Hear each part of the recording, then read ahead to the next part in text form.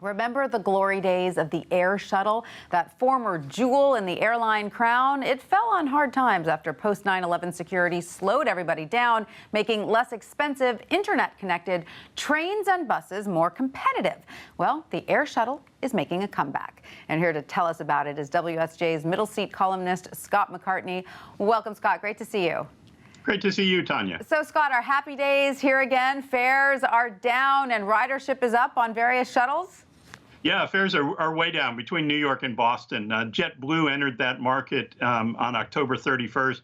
They have a walk-up fare of $129. The previous walk-up fares were as high as $400. It's good service, and it's forced American and Delta to match a lot of their prices and really sparked a revival. So the nostalgia is back. Remind us of how fabulous the shuttle was in its heyday. Even Donald Trump wanted a piece of the action. Yeah, in the 1980s, Eastern Airlines was running wide-body A300 planes between New York and Boston. Eastern and Pan Am had guarantees that you could just walk on the airplane, pay on board in flight, and if they didn't have enough seats, they'd have another plane and crew ready to go in 15 minutes. The planes ran, one at the top of the hour, the other airline at 30 minutes after the hour.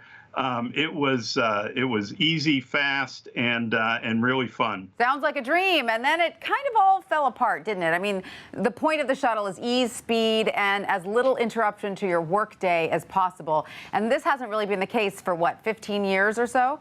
Right. 9/11 was really the big change when the TSA came in, and the security hassles really crimped short-haul flying across the country, and particularly the shuttles.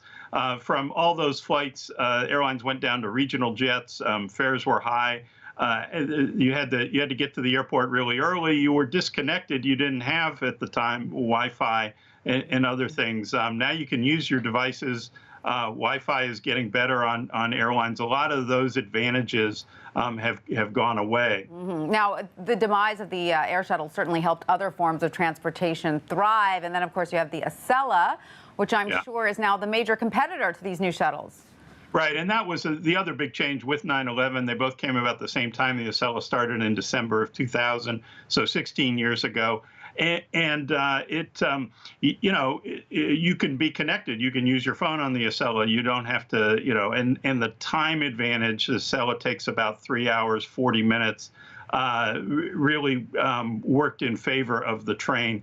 So between New York and Boston, the Acela is a majority it carries a majority of the air and rail passengers. It's about 56% right now. So, Scott, with the fares you're showing us, the shuttle tickets are actually competitive with the train now.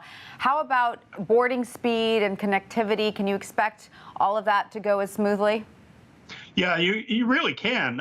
It's quite amazing. A colleague of mine actually went through the automatic security lanes at Newark that TSA now has and remarked at how fast it was. In several locations, American and Delta have dedicated check-in lines and counters for shuttle passengers. With TSA pre-check, you could get through in 5 or 10 minutes. With JetBlue's Wi-Fi service, it's actually satellite service that is switched on gate to gate on the ground. You don't have to wait until you're up at 10,000 feet. So it really has taken away some of the advantages that Acela had. All right, Scott, we've got a lot more options now for that business trip to Boston. Thank you for that. Sure. Good to be with you.